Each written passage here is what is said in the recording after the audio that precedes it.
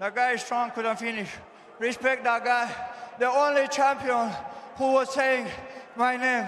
This guy has big heart. Real lion. African real lion. Thank you, brother. Well, Khamzat, enjoy this moment. Congratulations, sir. You're the new middleweight champion of the world.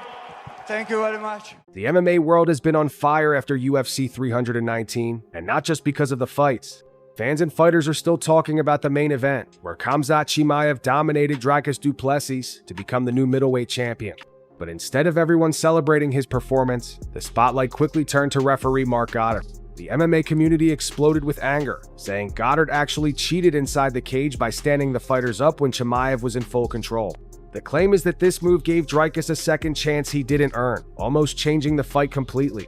Some fans even said it was corruption at the highest level, and fighters like Merab Dvalishvili joked they were only scared of God and Goddard. Add in Dana White suspending a heavyweight fighter for steroids, and the crazy knockouts that happened earlier on the card. You're one of the most dangerous challengers to ever fight for a title. This is a huge moment for you. Tell us what tomorrow night means to you. Just gonna go this boy up, one day. And it's no wonder UFC 319 is one of the most talked about events in months.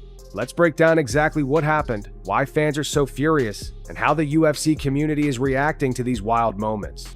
Khamzat Chimaev went into UFC 319 with a ton of hype, and he lived up to every bit of it. From the opening round, he did what he does best: shoot for takedowns and drag his opponent into deep water. Dricus Du Plessis tried to hold his own on the feet, but once Chamaev locked onto him, it was like watching a lion drag down prey. Time and time again, Chamaev got Dricus on the canvas, slipping him into crucifix positions where both arms were trapped. From there, Chamaev rained down punches and elbows, not with the kind of one-shot power that ends a fight, but with constant damage that made the former champ look helpless. Dricus had brief moments late in the fight, but those flashes couldn't erase the fact that he spent nearly the whole 25 minutes getting controlled. Does this win in a way, like the way you won, almost prove something more? Like, a lot of people are questioning your cardio. Can you go 5 rounds? All that stuff. Like, does it feel good to kind of shut those people up a little bit? I don't care what people think about doing my thing. So, like you said, how many strikes I landed on him, how many takedowns I has there. Even Dana White admitted afterward that Chamaev dominated every round, except maybe the last. The win gave Chamaev the UFC middleweight belt, proving he can go 5 hard rounds and not just blow people out in the first. But instead of all the talk being about his victory, controversy soon stole the show.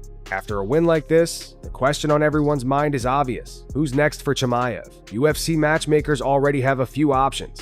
Reinier de Ridder, a grappling specialist who was in the crowd, might be the most intriguing. He's dangerous on the mat and would test Chamaev's world-class wrestling in ways few can. Then there's the upcoming fight between Nasruddin Imavov and Caio Borralho. The winner could get the call to step in against the new champ. Talk to me about that main event, DDP versus Khamzat Chimaev. I just don't get why Du Plessis has achieved so much, because and again, I say it sounds like, I keep saying it.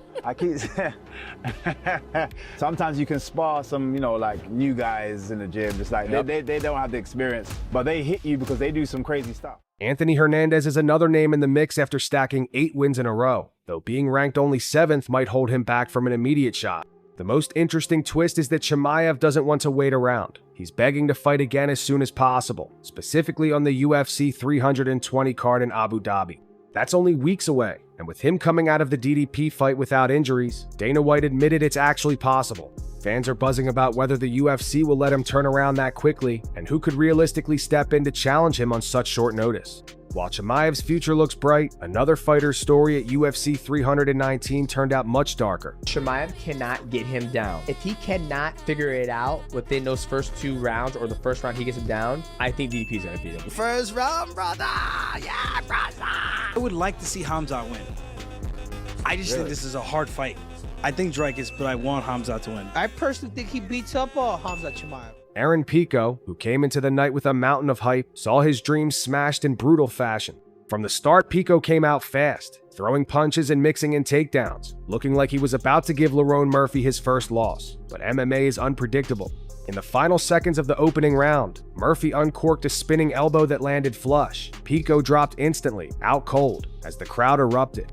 The knockout was so vicious it's already being called one of the best of the year. For Pico, the loss is devastating. He's only 28 and has had setbacks before, but fans were expecting a breakout UFC debut. Instead, he was left staring at the lights, his hype train completely derailed. And then Lerone Murphy, I don't think anything is guaranteed in this sport in terms of getting title shots and stuff like that, but if there's a way you could get as close to guaranteed as possible, he must have done that tonight with that spinning elbow. Yeah, it's a weird thing to say with a guy who has a record like he has and sits where he sits in the division, to say that tonight was sort of a coming out party for him, but it definitely was. Murphy, on the other hand, went from prospect to star overnight. Not only did he get a viral highlight, but he immediately called out Alexander Volkanovski for a title shot. To everyone's surprise, Volkanovski actually responded and said December might be possible. Just like that, Murphy's career is skyrocketing, while Pico will have to rebuild his momentum once again. As if the night didn't already have enough drama, Dana White announced that heavyweight Alton Hines won't be stepping back into the octagon anytime soon. Hines, who had recently made his debut, tested positive for a laundry list of banned substances. The report said he had anabolic steroids, testosterone metabolites, and even hormone modulators in his system. The UFC's anti-doping agency hit him with a 1-year suspension. What made it worse is that Hines admitted he had been using these substances before signing with the UFC, and he thought they would be out of his system by the time testing began. There was a report that the UFC Apex is going to be expanded to have like 10 to 15,000. That was the biggest bullshit story ever written. It's fucking unbelievable. They quoted people that literally said nothing to them. Fans online shredded him, saying it's always the fighters with little name value who get caught, while bigger stars seem to escape punishment. Some even said he looked too much like a physical specimen to be clean in the first place. Others were more forgiving, pointing out he owned up to it and cooperated fully. But the reality is simple. In a sport that's built on toughness and fairness, cheating never sits well with the community. For Hines, this suspension could end up defining his career before it even really starts. Michael Venom Page also made headlines that night with another big win. MVP has long been known for his flashy striking style, and against Jared Cannonier, he showed why fans love to watch him. Give Prates props for that spinning elbow. I don't know if you saw the post-fight interview. They said he wants to fight in Brazil October 11th. Oh, amazing. For a welterweight, would you be... Oh, 100%. Yeah? 100%. Yeah, and you're not hitting me with that spinning elbow, I'll tell you that now.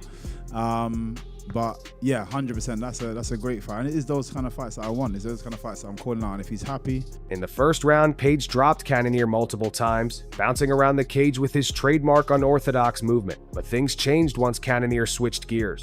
In rounds 2 and 3, the veteran dragged Page to the ground, where MVP's weaknesses started to show. For most of the third round, Page was pinned on his back, forced to defend strikes instead of creating highlights. Still, the early damage was enough for him to get the decision victory. Afterward, Page wasted no time calling out Carlos Prates, who had just scored a spectacular knockout himself. Page said he wants to meet him at UFC Rio on the 11th of October, a card headlined by Charles Oliveira. For MVP, fighting in Brazil would be a dream, since he's had a loyal fan base there for years. He even recalled being nicknamed the UK Anderson Silva by Brazilian fans. The matchup with Prates would be fireworks, and fans are already begging the UFC to make it happen. The lightweight division also stirred up controversy. After Ilia Topuria won the belt in June, he immediately called out Paddy Pimblett, setting up what could be a massive fight. Both men have been going back and forth, and fans were excited about the matchup, but Beneil Dariush poured cold water on the idea, saying he doubts the UFC will actually book it. Instead, Dariush himself is calling out Pimblett for December, saying the hype behind him doesn't match his actual skill. Critics agree, pointing out that Pimblett's climb up the rankings has been unusually smooth. Terrence McKinney even explained why. Pimblett's manager happens to also run Cage Warriors, a feeder promotion that supplies fighters directly to the UFC. According to McKinney, that connection has given Pimblett easier matchups and a faster track than most fighters ever get. The debate online is fierce.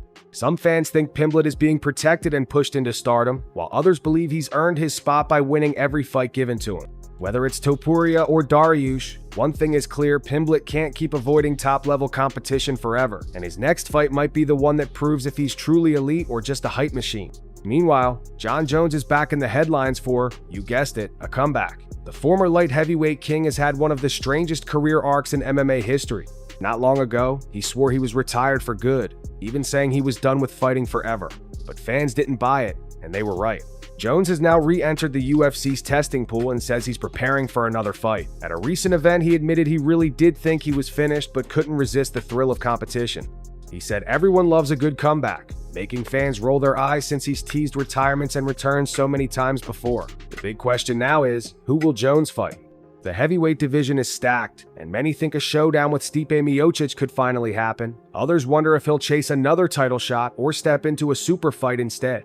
For now, nothing is official, but if history has taught us anything, it's that Jon Jones will always find a way to keep his name in the spotlight, retired or not. As far as my future in the octagon, I decided that maybe I will not retire, and that I have some conversations to have with Dana and Hunter, and we have some negotiating to do. Another story getting attention is Alex Pereira. Known as one of the scariest strikers in UFC history, Pereira is preparing for his rematch with Magomed Ankalaev in October. But this time, it's not just about his skills inside the cage. Pereira revealed he's been working hard to learn English, practicing 3 words a day to improve his communication with fans and media. In a recent interview, he even showed off some of his progress, making fans smile at his determination.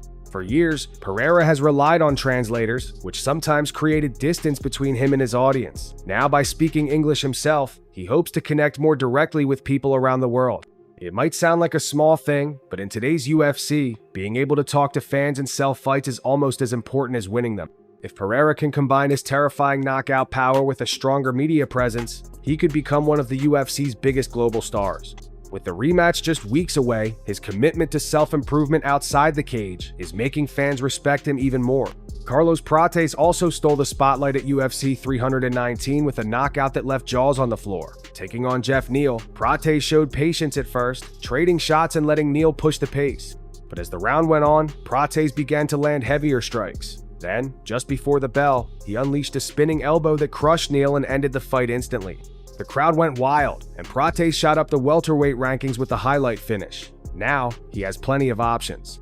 Neal was ranked number 11 and Prates was number 10, so matchups with fighters like Joaquin Buckley or Michael Morales make sense. Both would be action-packed brawls, but Prates himself has bigger ambitions.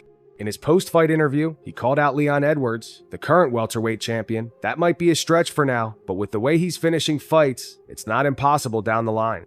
What really grabbed fans, though, was when he accepted Michael Page's call-out. A Prates versus MVP clash in Brazil would be electric, pitting 2 flashy strikers against each other in front of a rowdy Rio crowd. For Prates, UFC 319 might just be the start of a title run. But none of the knockouts or future matchups sparked as much controversy as the referee drama in the main event. Mark Goddard, one of the UFC's most well-known referees, found himself under fire after fans accused him of cheating during Chamaev's fight with Du Plessis. Twice, while Chamaev was in full control on the ground and actively working, Goddard stood the fighters up. Many believe this gave Dricus a second chance he didn't deserve, potentially changing the flow of the fight. Joe Rogan, who was commentating live, immediately called out the decision on air, saying it made no sense. Online, the backlash was even worse. Fans and fighters accused Goddard of bias, manipulation, and even corruption. Comments flooded in, saying things like "Fire Goddard," "Investigate him immediately," and "He blatantly cheated for DDP." Some said it was the worst refereeing performance they'd ever seen. For a fight that was otherwise one-sided, this controversy nearly overshadowed Chimaev's dominance. The MMA community is now demanding more consistency from refs, especially in high-stakes title fights. Whether Goddard faces punishment or not remains to be seen, but one thing is certain: the debate over UFC refereeing is louder than ever.